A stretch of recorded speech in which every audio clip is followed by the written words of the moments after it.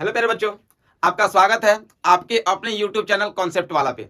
जैसा कि आज हम लोग बात करने वाले हैं क्लास 12th का एक इंपॉर्टेंट चैप्टर, जिसमें बात करेंगे कोऑर्डिनेशन कंपाउंड का, जिसमें आज हम लोग बात करेंगे कंप्लीटली कोऑर्डिनेशन कंपाउंड के बारे में। तो हम लोग यहाँ पे देखेंगे कि ये चैप्टर क्या है और इसमें क्या क्या चीज के बारे में हमको स्टडी करना है और इस चैप्टर का वेटेज कितना है। एक्चुअली इस चैप्टर से क्वेश्चन आपके बोर्ड में बहुत ही ज्यादा आता है, तो आप लोग इस चीज को ध्यान से देखेंगे और समझेंगे। आइए सबसे पहले आप प्रीफेस कीजिए चैप्टर का, यानी जो चैप्टर आपका है, जिस चैप्टर का क्या नाम है, कोऑर्डिनेशन। चैप्टर आपका कौन सा है? Coordination compounds. और एक्चुअली ये जो आज का लेक्चर होने जा रहा है, ये आपका कंप्लीटली वन शॉट रिवीजन होने जा रहा है, यानी एक ही वीडियो में आपका ये पूरा का पूरा क्लास 12 का इनऑर्गेनिक चैप्टर कोऑर्डिनेशन कंपाउंड पूरा बता दिया जाएगा। और इसका जो तरीका होगा वो काफी सिंपल वे में होगा। आइए देखते हैं। सबसे पहले हम लोग देखेंगे इंपॉर्टेंट टर्म, यानी क्या क्या इस चैप्टर में देखना है। ठीक है, सबसे पहले हम लोग को क्या देखना है? Topic cover.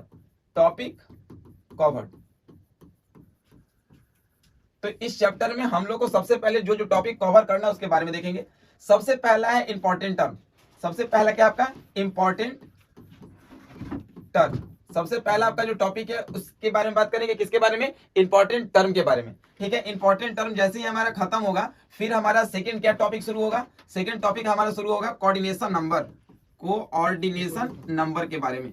ठीक है, कोऑर्डिनेशन नंबर हम लोग निकालना सीखेंगे, या तो फिर कॉम्प्लेक्स या तो फिर सिंपली। ठीक है, उसके बाद जैसे ही हम लोग का कोऑर्डिनेशन नंबर खत्म होगा, थर्ड हम लोग बात करेंगे आईपीएसी नोमेनक्लेचर। आईपीएसी नोमेनक्लेचर, ये जो आईपीएसी नोमेनक्लेचर होता है ना, इस आईपीएसी नोमेनक्लेचर का मतलब हम लोग जानते हैं साइंटिफिक नेमिंग। जैसे अगर बायोलॉजी में बात करेंगे तो हम लोग फ्रॉग को फ्रॉग, मेढक के नाम से जानते हैं, लेकिन साइंटिफिक नेम में जानेंगे राना टिग्राना। राना टिग्राना एक प्रकार का ऐसा नेम है कि जो इंडिया वर्ल्ड ओवर सारे जगह पे उस नेम को लोग बोलते हैं। तो ऐसा नेम जो यूनिवर्सली एक्सेप्टेड हो उसको बोलते हैं नोमेनक्लेचर। तो इसके बारे में बात करेंगे। जैसे ये टॉपिक खत्म होगा, देन हम लोग स्टार्ट कर लेंगे आइसोमेरिज्म। क्या बात कर लेंगे? आइसोमेरिज्म। आइसोमेरिज्म के तत्पश्चात हम लोग बात करेंगे टॉपिक जिसका नाम है वर्नर थ्योरी। Werner's theory. ये सारा इंपॉर्टेंट है और इस चैप्टर का आपको ये रिकैप है कि इतना चैप्टर आपको पढ़ना होगा। वर्नर थ्योरी जैसे ही खत्म हो रहा है, आप पढ़ोगे VBT. VBT represent for valence bond theory. VBT का मतलब क्या हो गया? Valence bond theory. Valence bond theory आपका जैसे ही खत्म होता है, आगे आपका टॉपिक है सीएफटी। ठीक है, सीएफटी का मतलब हो गया क्रिस्टल फील्ड थ्योरी। सीएफटी का मतलब क्या हो गया? Crystal field theory. अगला जो टॉपिक है आपका कलर इन कोऑर्डिनेशन कंपाउंड, यानी ये सारा चैप्टर आपको पढ़ना है, टॉपिक पढ़ना है इस चैप्टर के अंदर, कलर इन कोऑर्डिनेशन कंपाउंड। उसके बाद आपका आएगा बॉन्डिंग इन मेटल कार्बोनाइल। अगला टॉपिक है इंपॉर्टेंस ऑफ कोऑर्डिनेशन कंपाउंड्स। यानी ये इतना टॉपिक है जो आपको इस चैप्टर के अंदर पढ़ना है और सारा टॉपिक आपको एकदम इजी वे में बताया जाएगा। तो आप लोग पहले टॉपिक देख लीजिए। इंपॉर्टेंट टर्म, छोटे छोटे टर्म है, इसके अंदर हम लोग को देखना है कोऑर्डिनेशन नंबर कैसे निकाला जाता है, उसका नोमेनक्लेचर कैसे किया जाता है, किसी भी कॉम्प्लेक्स कंपाउंड का कॉम्प्लेक्स फार्मूला का। आइसोमेरिज्म क्या है? Werner theory. VBT valence bond theory. CFT crystal field theory. Colour in coordination compound. Bonding in metal carbonyl. और देन हम लोग बढ़ेंगे इंपॉर्टेंस ऑफ कोऑर्डिनेशन कंपाउंड के बारे में। तो चलिए अब हम लोग बात करते हैं एक एक टॉपिक के बारे में। सबसे पहले हम लोग बात करते हैं ऑक्सीडेशन नंबर। सबसे इंपॉर्टेंट और सबसे जरूरतमंद आपका टॉपिक है ऑक्सीडेशन नंबर। आइए समझिए ऑक्सीडेशन नंबर किसको हम लोग कहते हैं? किसी भी कंपाउंड के मॉलिक्यूल के एटम के ऊपर जो चार्ज प्रेजेंट होता है उसको बोलते हैं ऑक्सीडेशन नंबर। बहुत सिंपल है, बहुत ही इजी आपका है। ऑक्सीडेशन नंबर का मतलब, अगर हम ऑक्सीडेशन नंबर बोलेंगे ना, तो आप ऑक्सीडेशन नंबर का मतलब क्या माइंड सेट करना? चार्ज। कोई कुछ भी बोले, आप ऑक्सीडेशन नंबर का मतलब चार्ज ही बोलना। ठीक है ना? ऑक्सीडेशन नंबर का मतलब क्या होता है? चार्ज होता है। तो the charge present of an atom in A molecule of the compound, यानी किसी भी कंपाउंड के मॉलिक्यूल के अंदर जो एटम प्रेजेंट होता है उसके ऊपर जो चार्ज प्रेजेंट होता है कहलाता है क्या? Oxidation number. यानी ऑक्सीडेशन नंबर का डिफिनेशन क्या बना हमारे यहाँ पे? तो कह सकते हो कि the charge present of N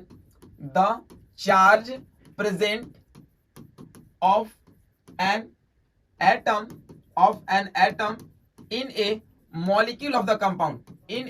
molecule of the compounds is called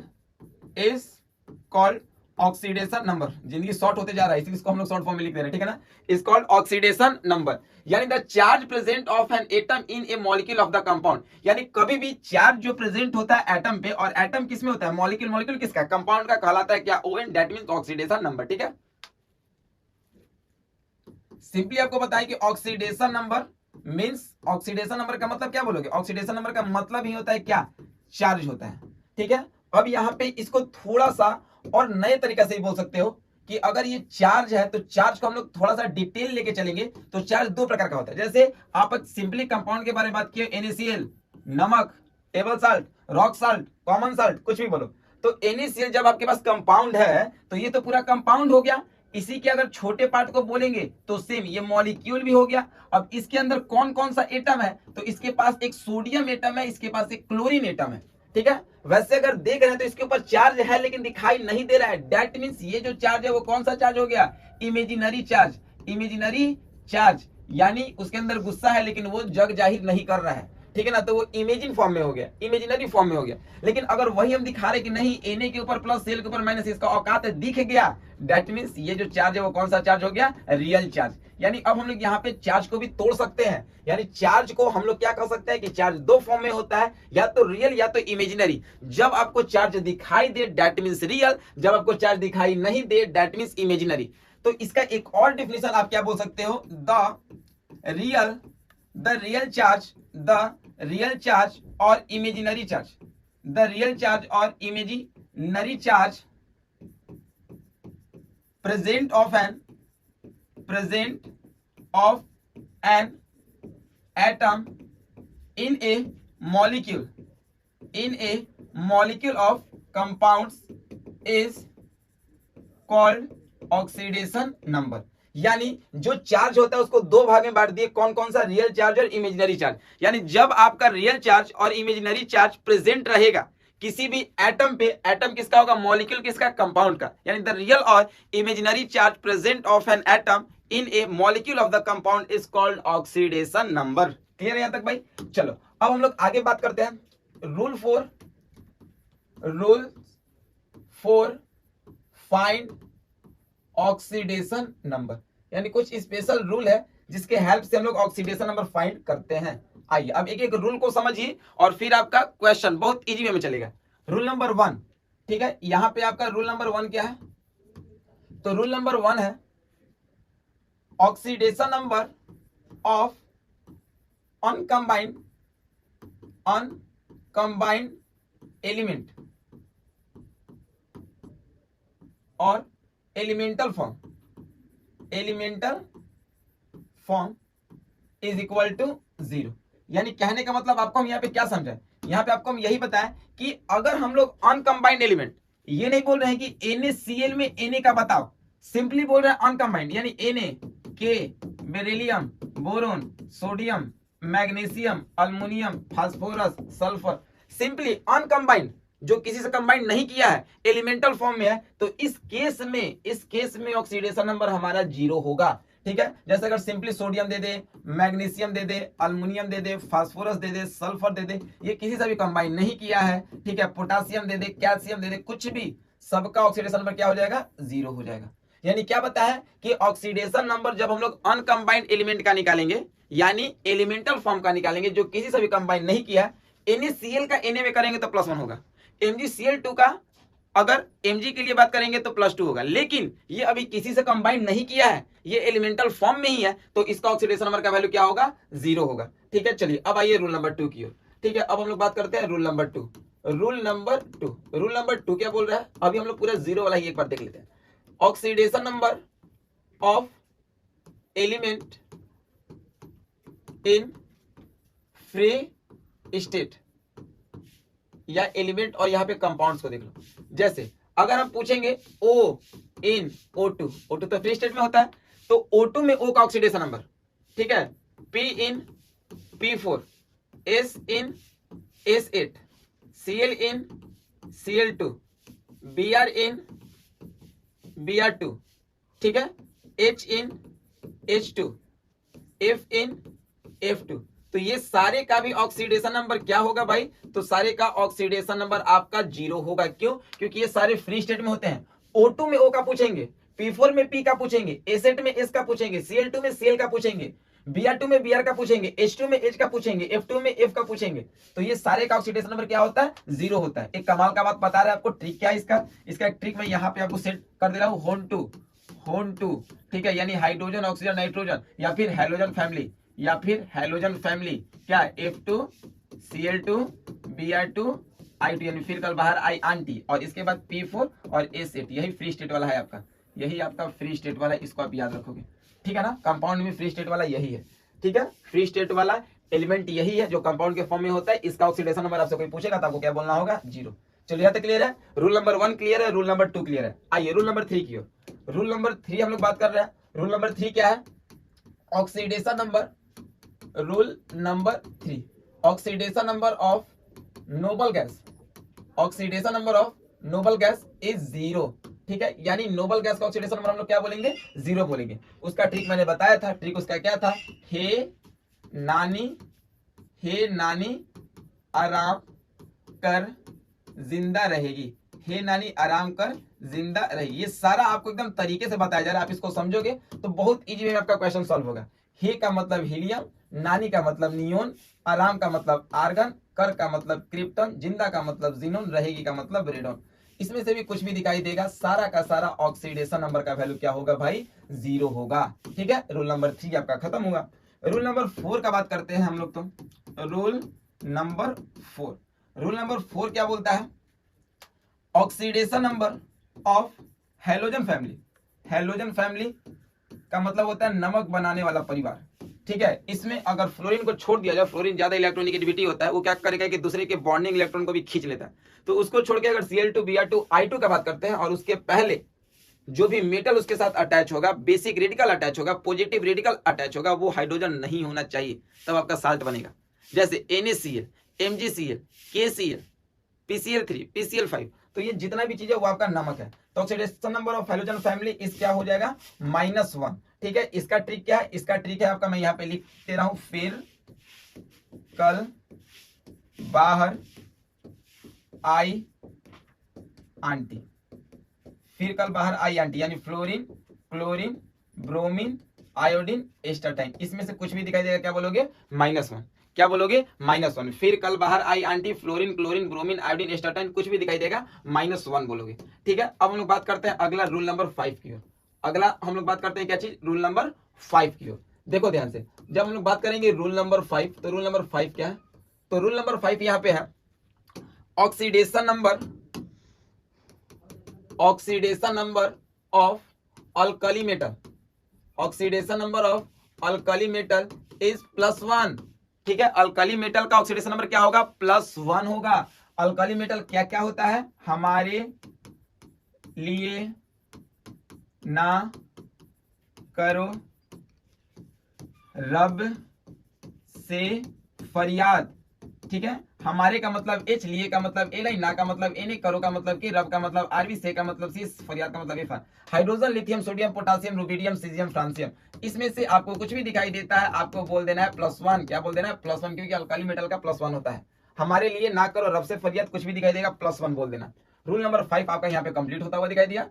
अगला बात करते हैं रूल नंबर 6, ठीक है। रूल नंबर 6 आपका क्या है? तो रूल नंबर अगर 6 के बारे में हम लोग जिक्र करेंगे तो सेम है, ये दोनों एस ब्लॉक का है, यानी हम लोग यहाँ पे कह सकते हैं कि oxidation number of alkaline, alkaline earth metal, alkaline earth metal is +2। ये सबके लिए बहुत ही ज्यादा जरूरी है, ये इतना इंपॉर्टेंट रूल है ना कि इसके बिना ये चैप्टर अधूरा है, ठीक है। जैसे वाइफ के बिना हस्बैंड अधूरा, तो उसी प्रकार से इस टॉपिक के बिना पूरा चैप्टर अधूरा हो जाएगा। तो oxidation number of alkaline earth metal is +2। तो इसका ट्रिक क्या है आपका? बेटा मांगे कार, स्कूटर, बाप राजी, यानी इसका ट्रेंड क्या बन गया? बेटा मांगे कार नहीं, अब बेटा कार नहीं मांग रहा है, बेटा कन्या मांग रहा है। स्कूटर नहीं चाहिए भाई को, क्या चाहिए? सुंदर चाहिए कन्या, तब जाके बाप क्या हो जाएंगे? राजी। यानी बेटा का मतलब beryllium, magnesium, calcium, strontium, barium, radium, इसमें से कुछ भी दिखाई देगा, क्या बोल देना है? +2, ठीक है ना। Beryllium, magnesium, calcium, strontium, barium, radium, इसमें से कुछ भी दिखाई देगा, +2 बोल देना है। ये रूल नंबर 6 हुआ। आगे जब हम लोग बढ़ते हैं रूल नंबर 7 की ओर, रूल नंबर 7 की ओर, तो रूल नंबर 7 यहाँ पे क्या बोलता है, तो रूल नंबर आपका 7 क्या है, ध्यान से देखिए। रूल नंबर आपका 7 है कि बेसिकली अगर हम लोग हाइड्रोजन का ऑक्सीडेशन नंबर बोलेंगे तो +1, but in the case of hydride -1 हो जाएगा। अब ये हाइड्रोजन हाइड्राइड का खेला क्या है, चक्कर क्या है, इसके बारे में समझिए। जैसे HCl अगर हम बात कर रहे हैं तो ये हाइड्रोजन क्लोराइड, यहाँ पे +1 तो इसका -1 हो जाएगा, ठीक है ना।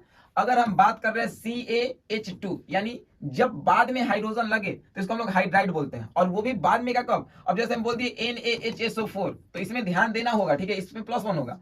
माइनस कहां पे होगा, जब हमको फिक्स पता चल गया कि ये बगल वाला प्लस में है तब इसको माइनस होना पड़ता है, ये ध्यान दोगे।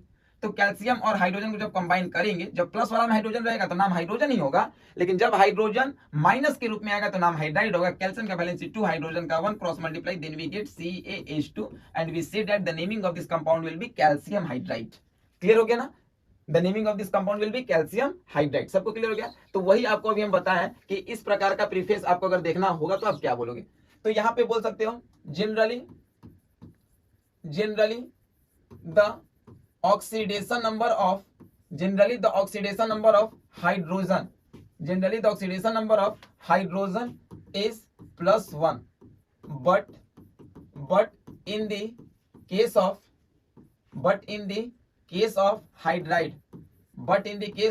hydride is -1। अगर हाइड्रोजन का हम लोग बात करेंगे तो +1 होगा, but in the case of hydride बात करेंगे तो क्या हो जाएगा, -1 हो जाएगा। जैसे अगर हम बात करेंगे HCl, तो इस HCl में H का क्या हो जाएगा, +1। अगर हम बात करेंगे यहाँ पे क्या बात कर लें यहाँ पे KH, पोटासियम हाइड्राइड, KH का नाम क्या हो गया, पोटासियम, और H का नाम क्या हो गया, हाइड्राइड, ठीक है ना। पोटासियम हाइड्राइड का बात करें तो यहाँ पे H का क्या हो जाएगा, -1। तो यही आपका रूल था कि generally the oxidation number of hydrogen is +1, but in the case of hydride the oxidation number of hydrogen is -1। Rule number 7 complete हुआ।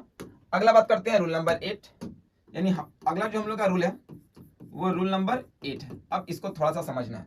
रूल नंबर 8 क्या है, रूल नंबर 8 है generally the oxidation number of oxygen is -2, but in the some special cases oxidation number will be change. आइए इसको समझाते हैं। और जहां पे चेंज है ना वहां पे ज्यादा रटना नहीं है, वो 1-2 के लिए ही है, उसको समझ जाना। और रूल तो एकदम आपको याद कर लेना, तोता मैंने जैसा बहुत सिंपली रूल लिखवाए। अब जैसे जनरली बताएं, जैसे हम CaO बताएं, तो कोई भी अगर ऑक्सीजन वाला कंपाउंड है तो आपको -2 रखना है, क्योंकि Ca का भी बताया +2, तो O का क्या हो जाएगा, -2 कट छट के क्या हो जाएगा, पूरा 0, because compound is electrically neutral. कुछ स्पेशल केस के बारे में बताइए। स्पेशल केस मतलब डेंजर जोन, इसलिए इसको रेड से लिखो, ठीक है। स्पेशल केस क्या है, ध्यान से समझिए। स्पेशल केस आपको क्या पता है, अगर हम लोग बात करेंगे पेरोक्साइड स्टेट, क्या बात करेंगे, पेरोक्साइड स्टेट, तो पेरोक्साइड स्टेट में ऑक्सीजन का ऑक्सीडेशन नंबर जो होता है वो -1 हो जाता है। जैसे just for we take a compound, example of their compound H2O2। H2O2 को हम लोग क्या बोलते हैं, H2O2 को हम लोग बोलते हैं हाइड्रोजन पेरोक्साइड। क्या बोलते हैं, हाइड्रोजन पेरोक्साइड, यानी H का +1 होगा हर हाल में, तो 2 है तो +1 × 2 प्लस, एक से दूसरे में तो प्लस करते हैं। O का क्या लेना पड़ेगा कि ये दोनों के इक्वल आ जाए, ठीक है, इसके इक्वल आ जाए। तो एक O का जब हम लोग -1 लेंगे तो 2 है ना, तो -1 × 2, और कंपाउंड आपका न्यूट्रल होता है, तो ये +2 -2 कट के क्या हो जाएगा, 0। यानी आपको एक चीज यहाँ पे समझ में आया होगा कि O का ऑक्सीडेशन नंबर हम लोग क्या लेके चले, -1। तो दो स्पेशल केस में, एक H2O2 और दूसरा Na2O2, इसमें आपका ऑक्सीजन का ऑक्सीडेशन नंबर जो होगा वो क्या होगा, -1 होगा। क्या होगा, -1। क्यों, क्योंकि जब ऑक्सीडेशन नंबर यानी चार्ज ऑक्सीजन का -1 होता है तो उसका नाम होता है पेरोक्साइड। नाम क्या होता है, पेरोक्साइड, ठीक है। अब इसमें कुछ और स्पेशल केस है। वो स्पेशल केस क्या है, अगर हम लोग बात करेंगे सुपर ऑक्साइड स्टेट, क्या बात करेंगे, super oxide state. Super oxide state में ऑक्सीजन का जो ऑक्सीडेशन नंबर होता है वो होता है -1/2। क्या होता है, -1/2। अब ये -1/2 कहां पे होगा, तो -1/2 के लिए एक बढ़िया सा एग्जांपल लेते हैं, ठीक है। जैसे आपका इसमें एग्जांपल आपका आ जाएगा, सुपर ऑक्साइड है ना, तो आप इसे बोल दो KO2, पोटासियम सुपर ऑक्साइड, ठीक है। इसका नाम क्या हो जाएगा, पोटासियम सुपर ऑक्साइड। अब इसमें आप अगर देखोगे तो K का तो हर हाल में +1 है, K का भाई हर हाल में +1 है।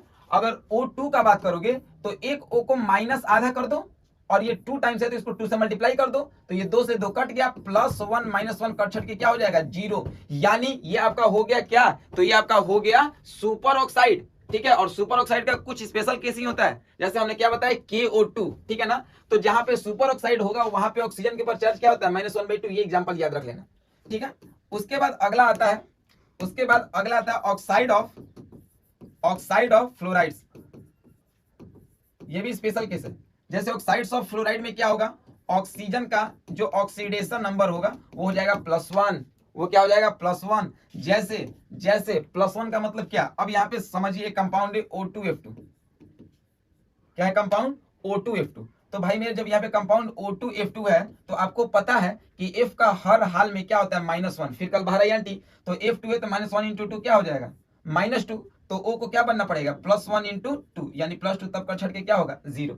यानी आपको समझ में आ गया कि इस कंपाउंड में ऑक्सीजन के ऊपर जो चार्ज आ रहा है वो कितना आ रहा है +1 आ रहा है, कितना आ रहा है +1 आ रहा है। तो याद रखना होगा एक एक चीज, ये स्पेशल केस है जो अभी आपको लिखवा रहे एग्जांपल देते कि स्पेशल केस है, बस इतना ही में इसका चार्ज चेंज करता है।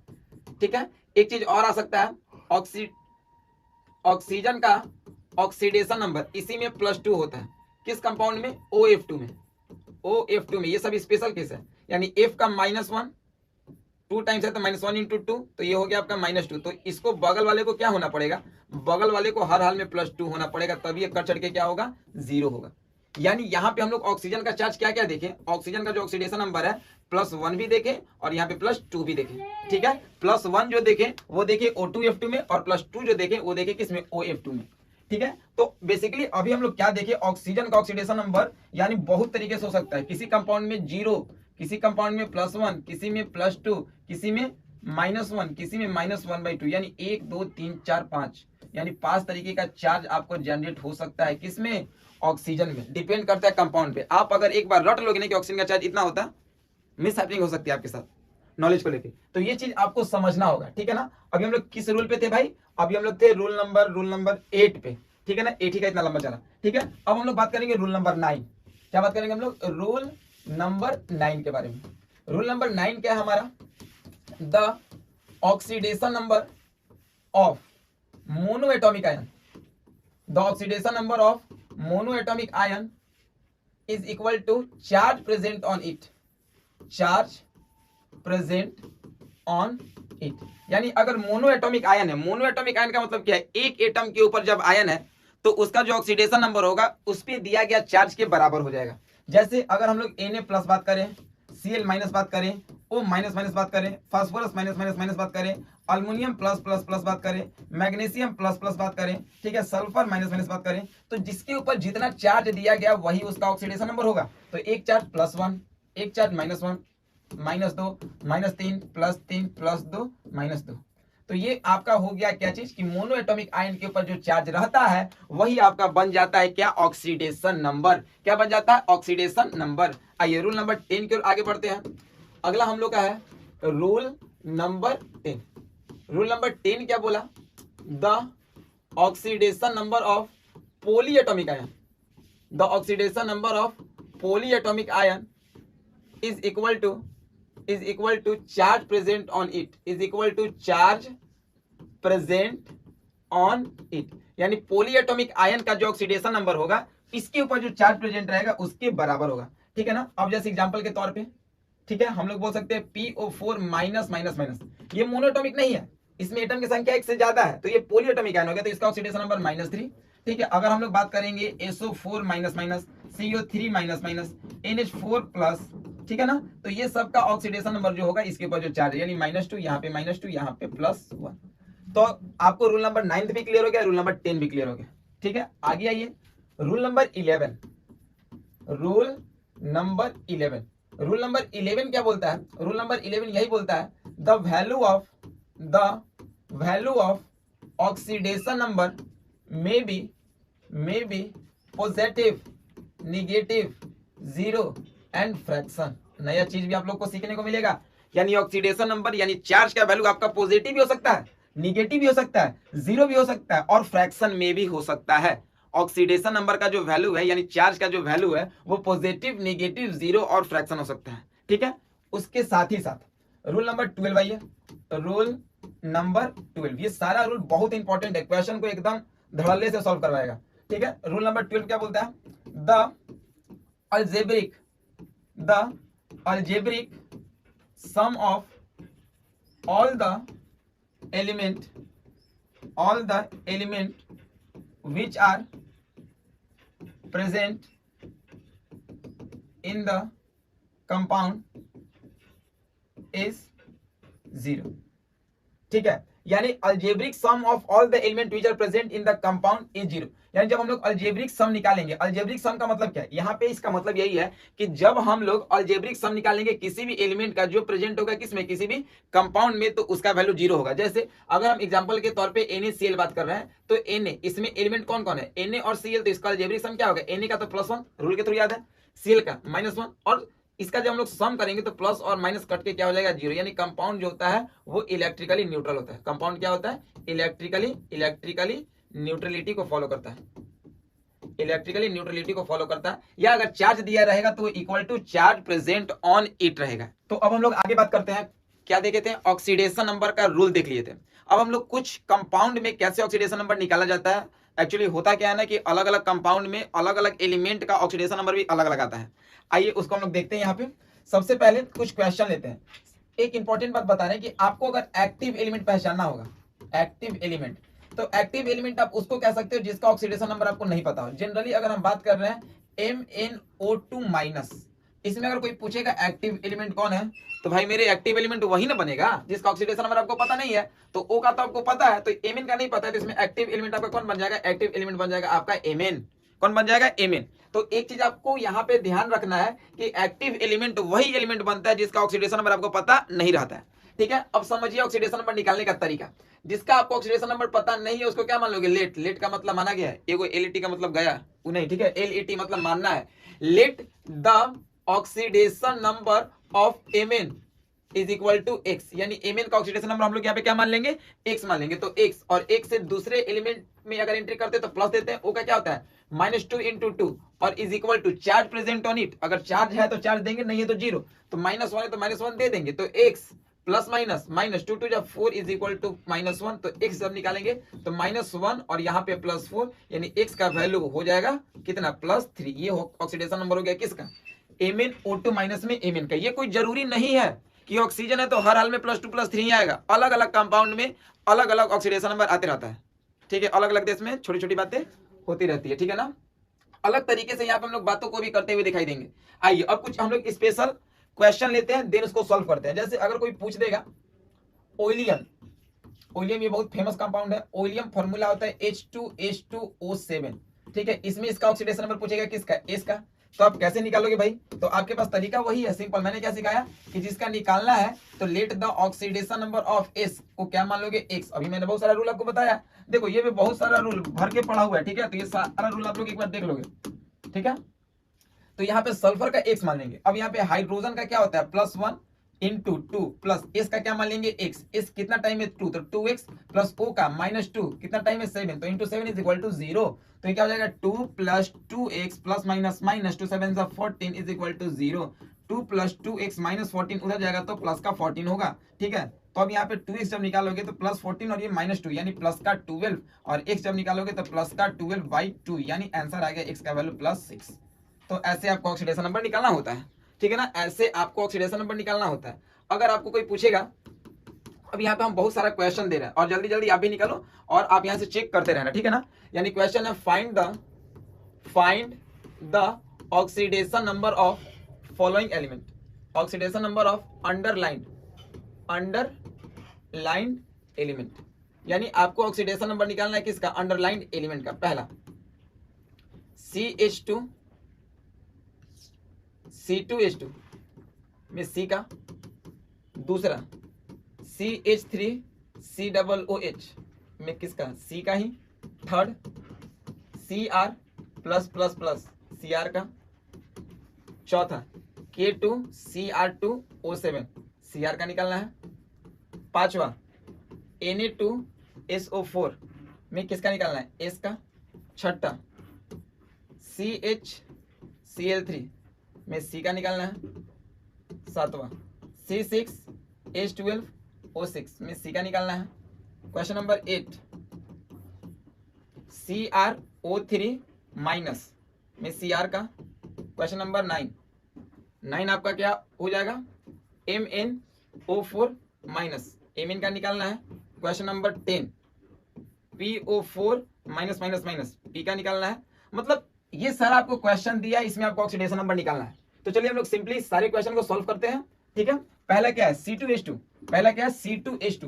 तो जब C2H2 में C का निकालना है तो हम लोग क्या बोलेंगे, let the oxidation number of C is equal to X। तो C को जब X मानोगे तो C2 है, तो 2X प्लस H का plus 1 into 2 is equal to 0, यानी 2X plus 2 is equal to 0। 2x is equal to -2, ये उधर जाएगा तो -2, तो x का वैल्यू -2/2, यानी x का वैल्यू कितना आ गया, +1। ठीक है, ये एक क्वेश्चन हो गया। अगला क्वेश्चन यहाँ पे क्या है, CH3COOH। तो अगर आपको CH3COOH में C का निकालना है तो दो जगह C है ना, तो क्या बोलेंगे, let the oxidation number of C is equal to क्या बोल दोगे भाई मेरे, x। Oxidation number of C क्या बोल दोगे, x। तो C को मान लो यहाँ पे x प्लस H का आपको पता है कितना, +1 × 3, सारा रूल बताया गया ना। फिर एक से दूसरे में आएंगे तो यहाँ पे प्लस करेंगे, C का क्या हो जाएगा x प्लस O का -2 प्लस फिर O का -2 प्लस H का +1। अब देखिए x 1 × 3 क्या हो जाएगा, +3 प्लस x। अब इसको सॉल्व कर लो तो -2 और -2, माइनस का 4 और माइनस का 4 +1, तो ये हो गया प्लस का 3 इज इक्वल टू क्या दे देंगे, 0 इज इक्वल टू क्या दे देंगे, 0। क्या ये +3, नहीं, यहाँ पे +4 और +1 -3 होगा भाई मेरे, -3। तो ये -3 +3 कट गया, x कितना हो गया, 2x इज इक्वल टू 0। तो x का वैल्यू 0/2, डेट मीन्स x का वैल्यू 0। यानी इस क्वेश्चन में कार्बन के ऊपर चार्ज क्या आएगा, 0 आएगा। इस क्वेश्चन में कार्बन के ऊपर चार्ज क्या आएगा, 0। अगला क्वेश्चन आपके पास K2Cr2O7, ठीक है। क्या है क्वेश्चन, K2Cr2O7। जब आप इसका निकालोगे K2Cr2O7 का Cr का निकालोगे तो क्या बोलोगे, लेट द, जल्दी से आप लोग कमेंट बॉक्स में आंसर अपना देते रहेंगे, चिपकाते रहेंगे। Let the oxidation number of Cr is equal to x। K का क्या पता है, K का पता है ना, हमारे लिए ना करो रब से फरियाद। Hydrogen, lithium, sodium, potassium, rubidium, caesium, francium +1। और अल्कलाइन का भी बताया आपको, बेटा मांगे कन्या सुंदर बापरा जी +2। ठीक है, तो ये सारा रूल आपको पीछे दे दिया गया, आप उसको देख लोगे। ठीक है, एक बार रिवाइज कर लोगे। +1 × 2 प्लस Cr का क्या बोलोगे, x 2 टाइम्स है तो 2x प्लस O का -2 × 7 इज इक्वल टू 0। तो ये क्या हो जाएगा, 2 plus 2x plus minus -2 7 14 is equal to 0। ठीक है, 2 प्लस 2x -14 उधर जाएगा तो प्लस का 14 हो जाएगा। 2x जब निकालोगे तो प्लस का 14 में से 2 घटेगा तो प्लस का 12 हो जाएगा। x का वैल्यू प्लस का 12 बटा में 2, यानी x का वैल्यू आपका आ जाएगा प्लस का 6। x का वैल्यू क्या आ जाएगा, प्लस का 6। यानी बहुत इजी है, इसी टाइप का क्वेश्चन आपका बनता है। ठीक है ना, जल्दी जल्दी हम लोग सारा क्वेश्चन को डन करेंगे। अगला क्या है, Cr++। ठीक है, अगला जो आपका क्वेश्चन है वो क्या है, Cr++। मैंने बताया था कि अगर मोनो एटॉमिक आयन रहेगा, अगर आपका मोनो एटॉमिक आयन रहेगा तो charge present on it, charge कितना है, +3, तो इसका आंसर हो जाएगा +3। इसका आंसर क्या हो जाएगा, +3। अगला क्वेश्चन है आपका Na2SO4। चलिए Na2SO4 का जब आपको निकालना है तो आप लोग क्या बोलोगे, Na2SO4। तो इसमें निकलेगा इसका, इसमें निकलेगा किसका, इसका। तो Na का पता है +1 × 2 प्लस S का पता है, निकालना है ना। तो जब निकालना है तो क्या करोगे, let the oxidation number of S is equal to x, यानी S का ऑक्सीडेशन नंबर क्या हो जाएगा, x हो जाएगा। ठीक है, तो इसको निकालो, +1 × 2 प्लस S का क्या हो जाएगा, x प्लस O का -2 × 4 इज इक्वल टू 0। बहुत इजी है, निकालो। 2 plus x -8 is equal to 0। 2 plus x -8 उधर जाएगा तो प्लस का 8, x का वैल्यू प्लस का 8 और ये क्या हो जाएगा, +2 उधर जाएगा तो -2, तो x का वैल्यू आ गया यहाँ पे प्लस का 6। ऐसे आपका क्वेश्चन बनेगा, ऐसे आपका क्वेश्चन सॉल्व होता हुआ दिखाई देगा। ठीक है ना, तो इसी तरीके से आप सारे क्वेश्चन को कर सकते हैं, इसमें कोई भी क्वेश्चन आपका भारी नहीं है। एक क्वेश्चन और हम बता देते हैं, 2 क्वेश्चन PO4 का बता देते हैं, C6H12O6 का बता देते हैं, बाकी आप कर लोगे और अपना आंसर आप कमेंट बॉक्स में दे दोगे। ठीक है ना, C6H12O6 और एक इसका बता देते हैं। देखिए C6H12O6 का अगर हम लोग निकालेंगे इसमें कार्बन का, तो कार्बन का तो पहले बोले हैं नहीं पता है, तो let the oxidation number of carbon is equal to x। तो ये C6 है तो क्या बोलेंगे यहाँ पे 6 टाइम्स प्लस हाइड्रोजन का +1 × 12 प्लस O का -2 × 6 इज इक्वल टू क्या बोल देंगे 0। चार्ज नहीं है तो इक्वल टू क्या बोल देंगे 0। तो क्या हो गया 6x plus 12 plus 6 to 12 minus 12 भी आपका हो जाएगा, तो plus minus minus is equal to 0, ये कट गया तो 6x इक्वल टू 0, तो x का वैल्यू आपका आ जाएगा 0/6, यानी x का वैल्यू आ गया 0, यानी इस कंपाउंड में कार्बन के ऊपर चार्ज कितना होगा, 0 होगा। ठीक है, एक और क्वेश्चन में बोल रखा था, उस क्वेश्चन को भी आप लोग देख लोगे। ठीक है, वो क्वेश्चन आपका क्या है, वो क्वेश्चन आपका है PO4 minus minus minus phosphate ion. ठीक है ना, तो जब इसमें P का निकालोगे तो let the oxidation number of P is equal to x, तो P का हम x बोले प्लस O का -2 × 4 is equal to charge present on it -3, तो x plus minus -8 is equal to -3, तो x का वैल्यू -3 प्लस 8, तो क्या हो जाएगा, x का वैल्यू यहाँ पे +5, क्योंकि प्लस माइनस होता है माइनस, 8 में से 3 घटेगा 5, 8 बड़ा है तो प्लस दे देंगे। चलिए यहाँ तक सभी को क्लियर है, फॉस्फेट आयन सबको क्लियर हुआ। क्या बताएं कि ऑक्सीडेशन नंबर ऑफ फास्फोरस का निकालना है, x बोल लेंगे, x प्लस O का -2 होता है, तो -2 × 4 इज इक्वल टू कितना, चार्ज माइनस का 3 है तो माइनस का 3 दे दिए, x plus minus minus 2 4 8 is equal to -3, x का वैल्यू निकालेंगे तो -3 का -3 -8 उधर जाएगा तो +8, x equal two plus minus minus होता है, 8 में से 3 घटेगा 5, और 3 और 8 में बड़ा है 8, तो प्लस का साइन यहाँ पे हम लोग दे देंगे।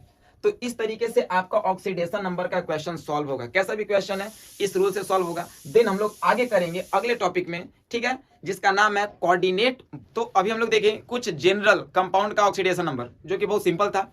अब हम लोग के पास कुछ कॉम्प्लेक्स, क्योंकि चैप्टर में ही आपका कोऑर्डिनेशन कंपाउंड यानी कॉम्प्लेक्स कंपाउंड से आपको मुलाकात होगा, तो अब हम लोग कॉम्प्लेक्स कंपाउंड का ऑक्सीडेशन नंबर निकालेंगे। उसके लिए कुछ रूल है, ठीक है, वो रूल अगर आप लोग लिख लेंगे तो शायद आपके लिए बहुत ज्यादा हेल्पफुल होगा।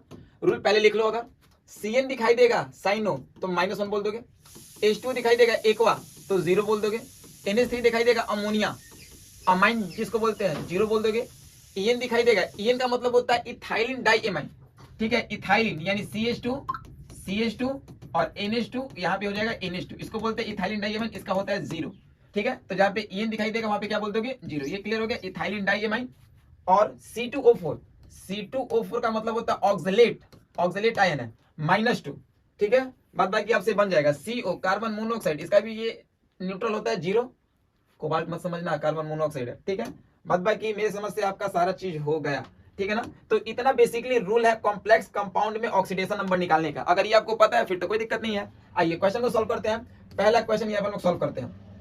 पहला क्वेश्चन क्या है, Cu इन इसमें मतलब इस कॉम्प्लेक्स कंपाउंड, जहां पे वो बड़ा घर दिख गया big bracket, that means compound will B complex, ठीक है। तो इसका ऑक्सीडेशन नंबर निकालना है तो हम लोग क्या करेंगे, Cu इन इसमें निकालना है, तो Cu को क्या करेंगे, जिसका निकालना रहता है उसको हम लोग x मानते हैं, तो Cu को मानेंगे x, ठीक है। और यहाँ पे अमोनिया का क्या बोले, अमोनिया को बोले 0, तो 0 × 4 प्लस सल्फेट आयन है, तो सल्फेट का क्या होता है -2, इसके ऊपर कोई चार्ज नहीं है तो इक्वल टू दे देंगे 0। जब इसके ऊपर प्लस चार्ज रहता तो केटाइनिक इक्वल टू उतना प्लस देते, माइनस चार्ज रहता तो एनाइनिक उसके ऊपर उतना माइनस चार्ज देते, कुछ नहीं है तो न्यूट्रल, इसका मतलब 0 देंगे। सॉल्व कीजिए x प्लस, अब यहाँ पे इसको सॉल्व कर लेते हैं, क्या हो जाएगा x, ठीक है, क्या हो जाएगा x, ये हो गया 0 × 4, ये हो गया 0 और -2 इज इक्वल टू 0, तो x का वैल्यू क्या गया यहाँ पे +2 आ गया, x का वैल्यू क्या आ गया आपका यहाँ +2, क्लियर है ना। x 0 × 4 और प्लस -2, तो x ये तो पूरा हो गया 0, तो x -2 = 0, तो x का वैल्यू आ गया +2। आइए सेकंड क्वेश्चन, Fe का निकालना है, किसमें, इस कंपाउंड में। तो K का सबको पता है, K का +1 होता है, तो +1 × 4, K का क्या होता है +1 × 4। Fe का निकालना तो Fe का x मानो, और Cn का मतलब साइनो, Cn का बताया क्या -1, तो प्लस -1 × 6 इज इक्वल टू क्या हो जाएगा 0 हो जाएगा। तो क्या बोलोगे 4 + x - 6 इज इक्वल टू 0, तो 4 + x इक्वल टू 6, तो x इक्वल टू 6 - 4 यानी x का वैल्यू आ गया +2। क्लियर हो गया। क्वेश्चन नंबर 3 आ जाओ। क्वेश्चन नंबर 3 यहाँ पे बता देते हैं, ये आपका था पहला, ये था आपका सेकंड, और क्वेश्चन नंबर 3 आइए। क्वेश्चन नंबर 3 क्या बोल रहा है आपका, क्वेश्चन नंबर 3 है Fe इन इसमें, तो Fe का क्या बोलो x प्लस C2O4 ऑक्सलेट का क्या बताया -2, तो -2 × 3 इज इक्वल टू चार्ज कितना है -3, तो यहाँ पे -3 दे दो, तो x plus minus -2 3 = 6 is equal to -3, तो x का वैल्यू -3 और प्लस का 6 यानी x का वैल्यू आ गया +3। ठीक है, सबको क्लियर हो गया, क्योंकि प्लस माइनस माइनस होता है, 6 में 3 घटेगा 3 और 6 बड़ा है तो +3 कर देंगे। चलिए अब क्वेश्चन नंबर 4 यहाँ पे देख लो। क्वेश्चन नंबर 4 आपका क्या बोल रहा है, CO कोबाल्ट का निकालना है इस कॉम्प्लेक्स में, तो CO को क्या बोल दोगे, पहले x बोल दोगे, प्लस अमोनिया का क्या बताएं 0, अमोनिया का 0, इसको याद ही कर लो, अमोनिया का 0 × कितना 5 प्लस Cl का क्या हो जाएगा -1, ठीक है, और चार्ज कितना +2, तो इक्वल टू +2 दे दो, तो x ये 0 वाला खत्म हो गया -1 इज इक्वल टू प्लस का 2, x का वैल्यू निकालोगे तो प्लस का 2 और ये -1 उधर जाएगा तो प्लस का 1, यानी x का वैल्यू आ गया प्लस का 3। x का वैल्यू क्या आ गया प्लस का 3। क्लियर हो गया आप लोगों को। अगला क्वेश्चन है Ni इन K4NiCN का पावर 6, यानी ये लिगेंड है, इसके बारे में बात करेंगे। अभी बस कॉम्प्लेक्स कंपाउंड में ऑक्सीडेशन नंबर निकालना सीख रहे हैं। तो K का क्या होता है +1 × 4, Ni का निकालना है x बोलो, और Cn का आपको पता है क्या होता है -1 × 4 इज इक्वल टू 0। तो ये हो गया 4 + x ± -4 इज इक्वल टू 0। तो मेरे समझ से ये +4 ये -4 तो खत्म हो गया, तो x का वैल्यू वैसे भी क्या दिख रहा है यहाँ पे 0। चलिए, तो आप लोगों को कॉम्प्लेक्स कंपाउंड में भी ऑक्सीडेशन नंबर निकालने आ रहा है ना, तो एकदम ध्यान से देखते रहिए। अगला फिर आपके पास 5 क्वेश्चन दिया हुआ है, इसको जल्दी से सॉल्व कर लेंगे हम लोग। देन हम लोग के पास ऑक्सीडेशन नंबर का कैसा भी क्वेश्चन आएगा हम लोग उसको बना के रख देंगे, ठीक है। अब है पीटी इन इसमें PTNH3 का होल ट्वाइस Cl4। तो इसमें जब निकालोगे तो पीटी को क्या मान लोगे x मान लोगे, प्लस अमोनिया को क्या बोले हैं 0 × 2 इज इक्वल टू नहीं, यहाँ पे प्लस दोगे क्योंकि आपके पास Cl है। Cl का क्या होता है -1 × 4 इज इक्वल टू कुछ नहीं है तो 0। तो x 0 वाला को हटा दो, plus minus -1 × 4 4 is equal to 0, x का वैल्यू प्लस का 4। ऐसे सिंपल सा क्वेश्चन बनता है, कोई स्ट्रेस नहीं, ठीक है। क्वेश्चन नंबर 7 पे आ जाओ। 7 क्या बोला, 7 बोला Cr इन इसमें, तो Cr को क्या बोलोगे x प्लस अमोनिया का फिर वही 0 × 3 प्लस H2O का फिर वही 0 × 3 और प्लस Cl का क्या बोले -1 × 3 इज इक्वल टू 0। बस रूल याद है, कैसा भी क्वेश्चन आप लोग बना लोगे, ठीक है ना। तो ये हो गया x 0 खत्म कर दीजिए, 0 खत्म कर दीजिए, -3 इज इक्वल टू 0, x का वैल्यू +3। देख रहे हैं ना विनोद कितना इजी है। अगर आप ध्यान से किसी चीज को देखोगे तो कभी भी आपका क्वेश्चन जो है वो भारी नहीं होगा, ठीक है। सारा का सारा क्वेश्चन आपका इजी है, ठीक है। Cr का मतलब क्रोमियम का जब आपको निकालना है तो यहाँ पे क्या करोगे Cr का क्या मान लोगे x प्लस En का पता है ना इथाइलिन डाइएमाइन, En का क्या पता है इथाइलिन डाइएमाइन, और इसका होता है 0, तो 0 × 3 इज इक्वल टू Cl का होता है -1, ठीक है। अच्छा इसी के साथ में तो Cl का क्या होता है -1, तो ये हो जाएगा -1 × 3 इज इक्वल टू 0, ठीक है ना। ये Cr का हो गया x, Cr का हो गया x, En का इथाइलिन डाइएमाइन का 0 × 3 प्लस Cl का -1 × 3 इज इक्वल टू 0, तो ये हो गया x -3 इज इक्वल टू 0, तो x का वैल्यू हो गया यहाँ पे +3, x का वैल्यू यहाँ पे क्या हो गया +3 हो गया, ठीक है। और 2 क्वेश्चन है, इसको हम लोग जल्दी से देख लें, ठीक है। क्वेश्चन नंबर 9 क्या बोल रहे हैं, क्वेश्चन नंबर 9 यहाँ पे क्या बोल रहा है, तो क्वेश्चन नंबर 9 के लिए हम लोग यहाँ पे देख लेते हैं। 9 है कोबाल्ट का निकालना है इसमें, ठीक है ना। तो CO का क्या मान लो x प्लस अमोनिया है, तो अमोनिया का तो आपको बार बार वही बोल रहे हैं 0 × 4 टाइम्स है तो 4 और इक्वल टू +2, क्योंकि ये आपका केटाइनिक वाला हो गया। तो चार्ज 0 कुछ नहीं तो इक्वल टू 0, चार्ज प्लस में जितना दिया रहेगा इक्वल टू उतना प्लस देंगे, माइनस में जितना दिया रहेगा इक्वल टू उतना माइनस देंगे। तो ये हो गया x इज इक्वल टू +2, ये तो सिंपल बता ही दिया, ठीक है। इसका आंसर लास्ट क्वेश्चन नंबर 10, जल्दी से आप लोग इसको देख लो। Ni इन NiCO4, ये कार्बन मोनोऑक्साइड है, कार्बन मोनोऑक्साइड का ऑक्सीडेशन नंबर 0 होता है। जो स्पेशल केस लिखवाया ना 5 उसको याद कर लेना। तो Ni का यहाँ पे x मान लो और CO का क्या मान लो 0 × 4 इज इक्वल टू कुछ नहीं है न्यूट्रल 0, तो x + 0 इज इक्वल टू 0, यानी x का वैल्यू आ गया यहाँ पे 0। यानी टोटल आपका ये जितने भी 10 क्वेश्चन थे वो 10 क्वेश्चन कॉम्प्लेक्स थे, और कॉम्प्लेक्स क्वेश्चन का भी हम लोग ऑक्सीडेशन नंबर निकालना सीख गए, ठीक है। टॉपिक जो है वो हम लोग बात करेंगे टाइप्स ऑफ कंपाउंड। आज की जो क्लासेस का सबसे इंपॉर्टेंट टॉपिक है वो कौन सा है, टाइप्स ऑफ सॉल्ट। याद रखिए, यानी सॉल्ट भी एक प्रकार का कंपाउंड ही है, तो हम लोग टाइप्स ऑफ पहले सॉल्ट देख लेंगे, ठीक है। बात वही है, एकदम अच्छे से आप लोग नोट्स डालिए और फिर लिखना आप लोग शुरू कीजिए। टाइप्स ऑफ सॉल्ट, तो सॉल्ट जो होता है वो बेसिकली 3 प्रकार का होता है। सॉल्ट जो होता है वो बेसिकली कितने प्रकार का होता है, 3 प्रकार का होता है, ठीक है। जिसमें से एक को हम लोग बोलते हैं सिंपल सॉल्ट, एक हम लोग क्या बोलते हैं सिंपल सॉल्ट, दूसरे को बोलते हैं डबल सॉल्ट, और तीसरे को हम लोग बोलते हैं कोऑर्डिनेशन सॉल्ट। कोऑर्डिनेशन सॉल्ट, ठीक है भाई। चलो जल्दी से आप लोग टॉपिक डालो। टाइप्स ऑफ सॉल्ट, और टाइप ऑफ सॉल्ट 3 प्रकार का, सिंपल सॉल्ट, डबल सॉल्ट और कोऑर्डिनेशन सॉल्ट। नमक बनाना है भाई, ठीक है, इसलिए अच्छे से जल्दी टॉपिक डालो। अब यहाँ पे देखो हम लोग तीनों सॉल्ट के बारे में अच्छे से देखते हैं। पहला हम लोग बात करते हैं सिंपल सॉल्ट के बारे में। पहला बात करते हैं हम लोग सिंपल सॉल्ट के बारे में। सिंपल सॉल्ट क्या होता है, सिंपल सॉल्ट का मतलब क्या कि बेसिकली जब कोई भी एसिड और कोई भी बेस एक दूसरे से रिएक्ट करता है, एक दूसरे से मिलता है, एक दूसरे से शरण में आता है, आपस में गले लगता है, तो जिस चीज का फॉर्मेशन होता है उसको क्या बोलते हैं सॉल्ट। यानी कहने का मतलब कि जब आपका एसिड रिएक्ट करता है किसके साथ, बेस के साथ, तो हर हाल में क्या बनेगा, साल्ट। अब पानी को तो पहले बाहर निकाल के भेज दो, ये H2 तो हर हाल में निकलेगा ही निकलेगा। तो when acid react with base to form salt and water, जब आपका एसिड रिएक्ट करेगा बेस के साथ तो साल्ट एंड वाटर बनेगा। और आपको पता होगा कि इस तरीके के रिएक्शन को हम लोग बोलते हैं, क्या बोलते हैं, न्यूट्रलाइजेशन रिएक्शन। क्या बोलते हैं, न्यूट्रलाइजेशन रिएक्शन। ठीक है, ये न्यूट्रिला वाला न्यूट्रिला नहीं है, ठीक है, ये न्यूट्रलाइजेशन है, दूसरा है, ठीक है ना। न्यूट्रल का मतलब दोनों न्यूट्रल कंपाउंड का फॉर्मेशन करेगा, ठीक है भाई। चलो, तो सिंपल साल्ट सबको क्लियर होगा। सिंपल साल्ट का डिफिनेशन क्या बना, when acid react with base to form salt and water, this type of reaction is called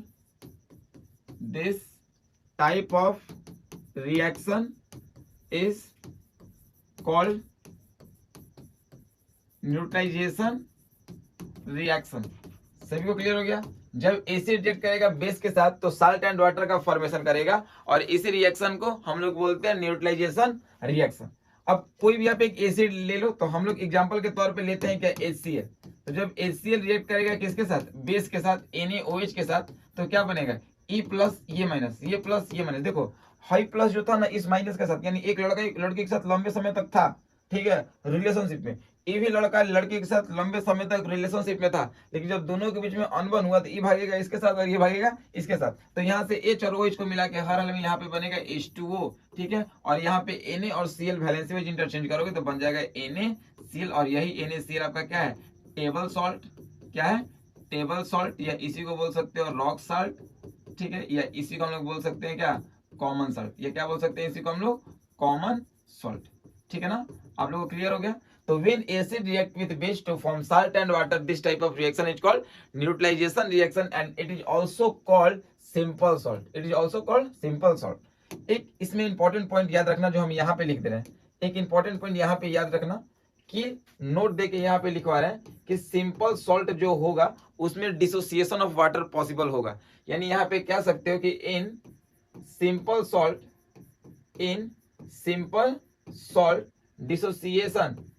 dissociation of water, dissociation of salt in water is possible.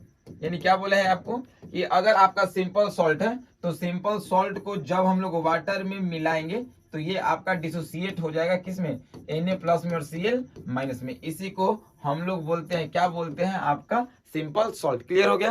यानी simple salt कब बनेगा, जब acid react करेगा किसके साथ, base के साथ, तो वहां पे साल्ट एंड वाटर का फॉर्मेशन होगा, और इसको जब हम लोग पानी में घोलेंगे तो ये डिसोसिएट हो जाएगा, आयन के रूप में टूट जाएगा, अपना औकात दिखा देगा, ठीक है ना। इसी को हम लोग बोलेंगे, क्या बोलेंगे, सिंपल सॉल्ट। आइए अब सेकंड हम लोग बात करते हैं डबल सॉल्ट के बारे में। सेकंड क्या बात करते हैं हम लोग, डबल सॉल्ट। सेकंड जो आपका टॉपिक है वो आपका क्या है, डबल सॉल्ट। देखिए डबल सॉल्ट हम लोग किसको बोलेंगे, अब हम लोग बात करेंगे डबल सॉल्ट। तो डबल सॉल्ट हम लोग किसको बोलेंगे, तो डबल सॉल्ट आपका है कि वेन, देखो नाम ही स्पष्ट है, ध्यान से देख रहे हो, नाम ही स्पष्ट है, डबल सॉल्ट यानी दुई का मतलब दो, ठीक है। डबल सॉल्ट का मतलब दो सॉल्ट अगर मिलेगा और दोनों का रेशियो फिक्स्ड होगा तो उसी को हम लोग क्या बोलते हैं, डबल सॉल्ट के नाम से जानते हैं, ठीक है। तो when two or more than two salt, when two or more than two salt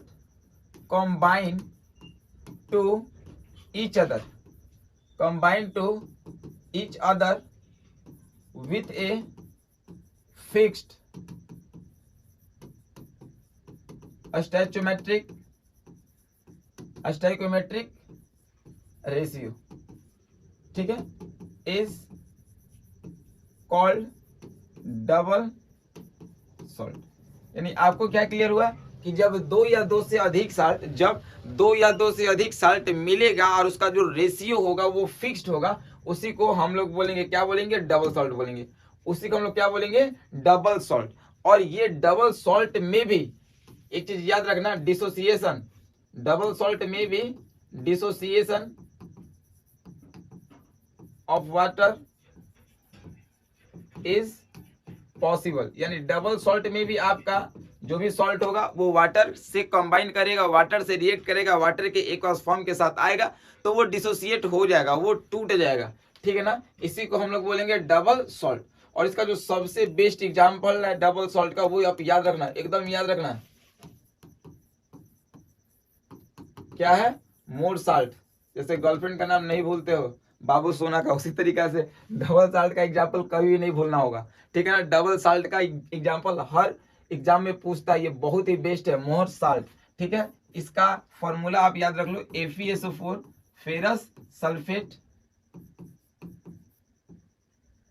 ammonium sulphate .6H2, ठीक है ना। ये मोहर साल्ट का एग्जांपल, इसमें दो सॉल्ट है, फेरस सल्फेट एक, अमोनियम सल्फेट दो, अमोनियम का वैलेंसी 1, इस पे सल्फेट का 2 और 6H2 वाटर में डिसोसिएट है, तो ये आपका, ठीक है, डिसोसिएट होगा वाटर के साथ जब घुला तो ये आयन के रूप में डिसोसिएट हो जाएगा। देखो एक साल्ट ये है आपका, पहला साल्ट आपका ये है और दूसरा साल्ट आपका ये है, ठीक है, दो साल्ट है ना, दो साल्ट को कंबाइन किया गया एक फिक्स्ड रेशियो में, इसी को बोलेंगे डबल साल्ट। अगर इसका कोई आपसे और एग्जांपल पूछे तो आप इसका बोल देना क्या, पोटास एलम, पोटास एलम यानी फिटकिरी, यानी क्या होता है K2SO4 डॉट Al2SO4 का होल थ्राइस डॉट 24H2O, यानी ये फिटकिरी है। इसमें भी दो आपका सॉल्ट है और दोनों का रेशियो जो है वो फिक्स है।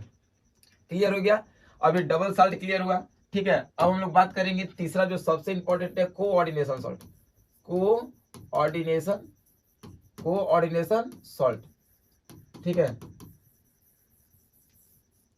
कोऑर्डिनेशन सॉल्ट का मतलब क्या, कॉम्प्लेक्स सॉल्ट।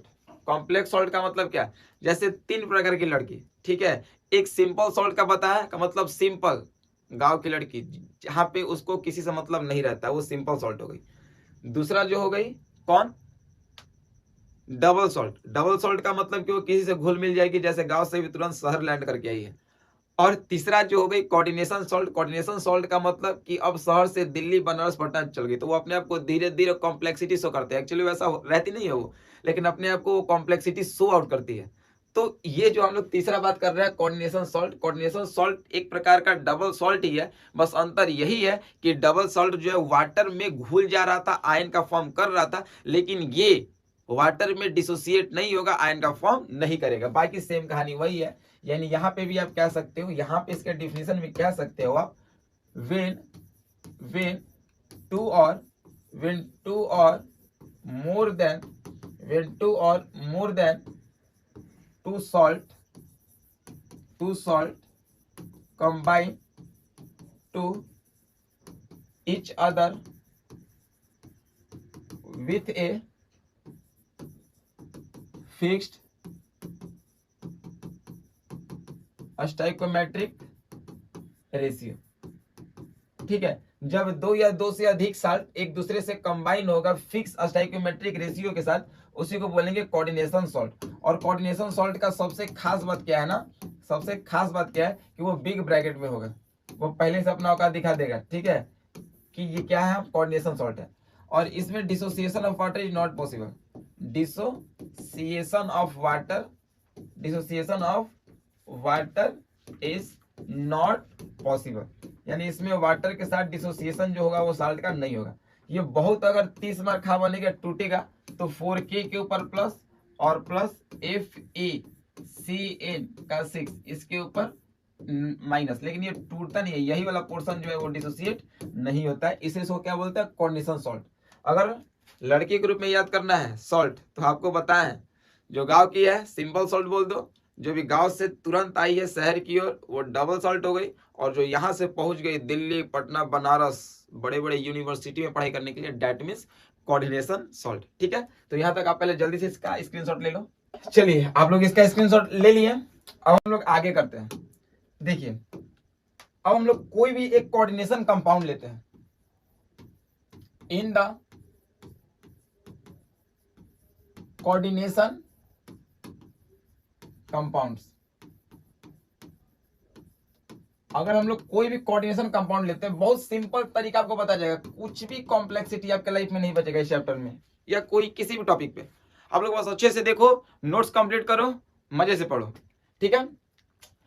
किसी भी कोऑर्डिनेशन कंपाउंड में बेसिकली क्या क्या होता है, अगर आप देखोगे तो सबसे पहले एक बिग ब्रैकेट होगा जिसका साम्राज्य होगा, बाहर में कोई ना कोई एक एटम होगा, अंदर में भी एक मेटल होगा, बाहर में एक मेटल होगा, अंदर में एक मेटल होगा, उसके साथ एक लिगेंड होगा,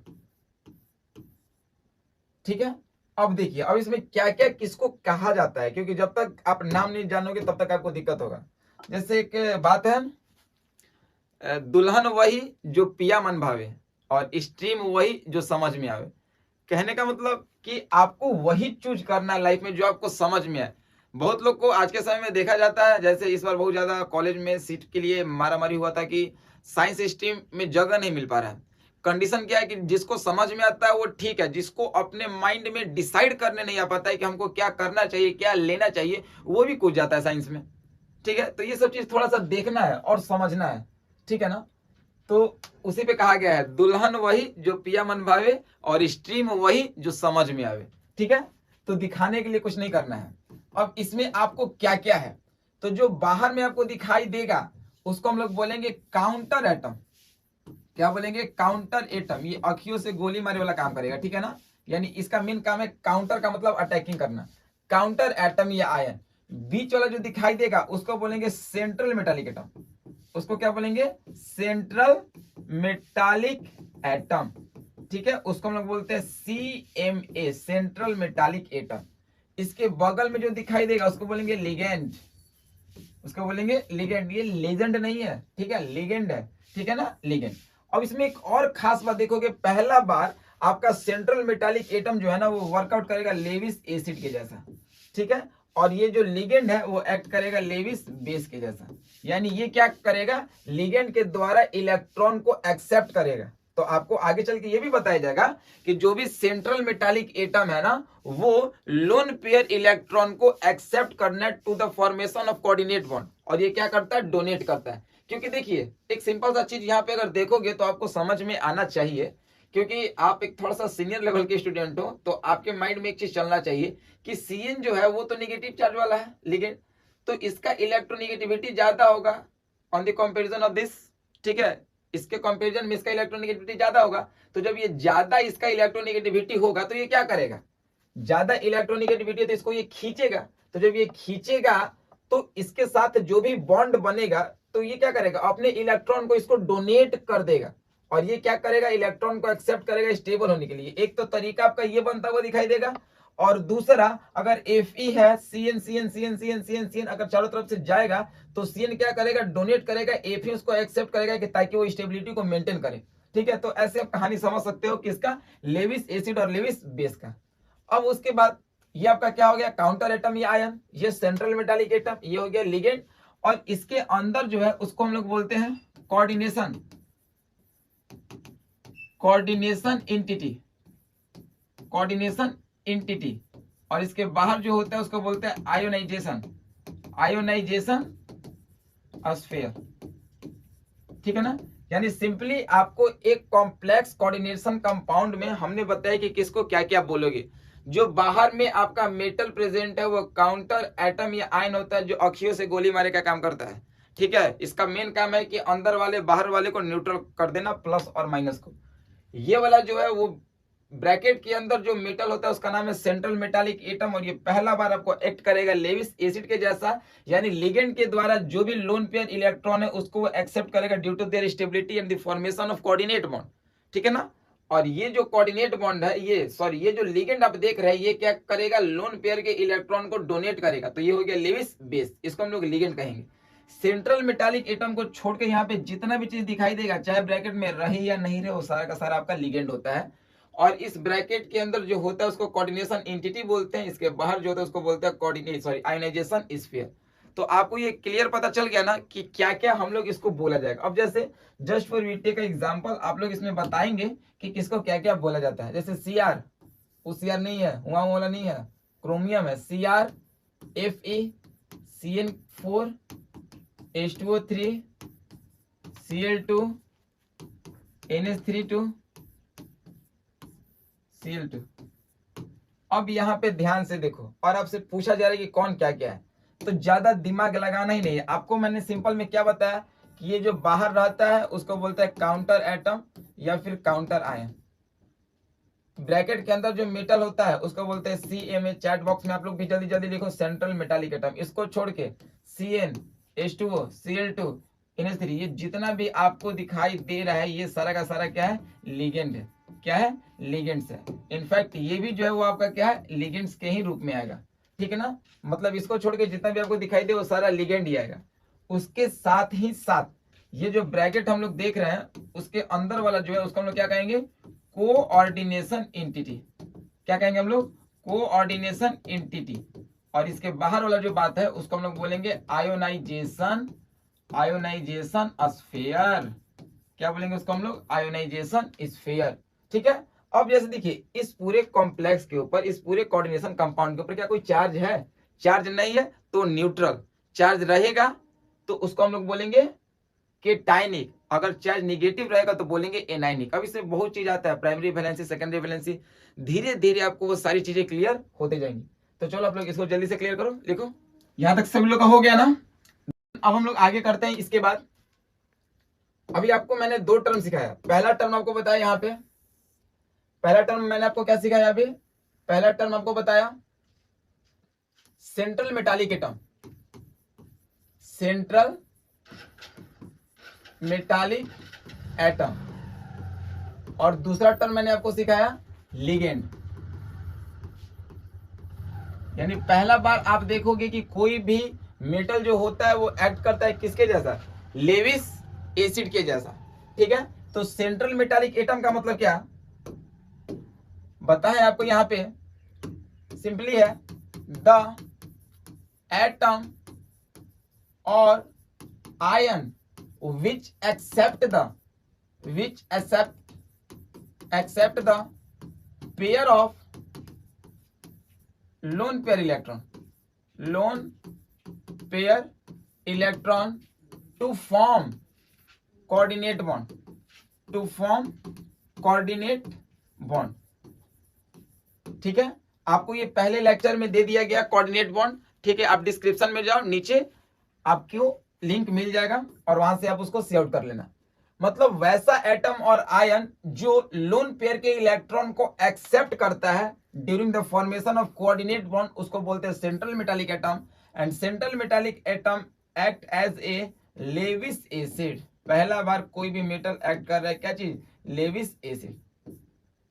तो जब central metallic atom loan pair के इलेक्ट्रॉन को एक्सेप्ट करेगा तो कोई ना कोई तो भाई डोनेट करना चाहिए ना। अगर हम कोई चीज एक्सेप्ट कर रहे हैं तो अगला बंदा कोई ना कोई डोनेट करेगा तभी तो हम एक्सेप्ट कर पाएंगे ना। तो ये क्या करता है, द एटम और ion which donate the atom और ion which donate the lone pair electron to formation of coordinate bond, to the formation of coordinate bond, उसी को हम लोग क्या कहेंगे, लिगेंड। यानी जब ये लोन पेयर के इलेक्ट्रॉन को एक्सेप्ट करेगा तो सेंट्रल मेटालिक एटम, और जब ये लोन पेयर के इलेक्ट्रॉन को डोनेट करेगा उसको कहेंगे लिगेंड। तो जब ये एक्सेप्ट कर रहा है तो लेविस एसिड, और जब ये डोनेट कर रहा है तो इसको कहेंगे हम लोग लेविस बेस। ठीक है, लेविस बेस। क्लियर हो गया। अब यहाँ पे थोड़ा सा दिमाग लगा दोगे तो आपकी बात समझ में आ जाएगी। जैसे अगर हम लोग एक एग्जांपल ले रहे थे, जैसे हम लोग अगर एक एग्जांपल ले रहे थे यहाँ पे FeCN6, तो इसमें सेंट्रल मेटालिक एटम में मेरा Fe था और लिगेंड क्या था, Cn। Cn कितना है, 6 है। तो ये Cn क्या करेगा, अपने प्रत्येक डोनर साइड से एक पेयर लोन पेयर इलेक्ट्रॉन को डोनेट करेगा। क्या करेगा, डोनेट करेगा। और ये उसको क्या करेगा, Fe उसको एक्सेप्ट करेगा। तो जब ये डोनेट किया तो लिगेंड, और जब ये एक्सेप्ट किया तो इसको क्या कहेंगे हम लोग, सेंट्रल मेटालिक एटम। यही है आपका सेंट्रल मेटालिक एटम और अगला लिगेंड का कॉन्सेप्ट। क्लियर हो गया, कोई ज्यादा कॉम्प्लेक्सिटी नहीं है। आइए अगला जो टॉपिक हम लोग बात करते हैं, जिस टॉपिक का नाम है क्लासिफिकेशन ऑफ लिगेंड। यानी लिगेंड का अब हम लोग क्या करेंगे, क्लासिफिकेशन करेंगे, बंटवारा करेंगे। बंटवारा करना बहुत ज्यादा जरूरी है। अगर घर में फैमिली का साइज इंक्रीज हो रहा है तो जब तक बंटवारा नहीं कीजिएगा दिक्कत होगा, हड़िया बर्तन पटकाना शुरू हो जाएगा। इसलिए बंटवारा करना बहुत ही ज्यादा क्या है, जरूरी, कि ताकि सेपरेटली कोई भी चीज अच्छा से चल सके। लिगेंड का क्लासिफिकेशन, आइए अब हम लोग बात करते हैं लिगेंड का क्लासिफिकेशन। लिगेंड का बेसिकली क्लासिफिकेशन 3 तरीका से करते हैं, ठीक है। तरीका क्या क्या है, पहला है on the basis of charge, पहला on the basis of charge, on the basis of charge यानी चार्ज के तरीके से लिगेंड का बंटवारा करते हैं। दूसरा on the basis of density, on the basis of density, on the basis of charge, on the basis of density. और तीसरा जो है वो क्या है आपका, on the basis of bonding, on the basis of bonding, यानी तीसरा जो है वो बॉन्डिंग के बेसिस पे करते हैं।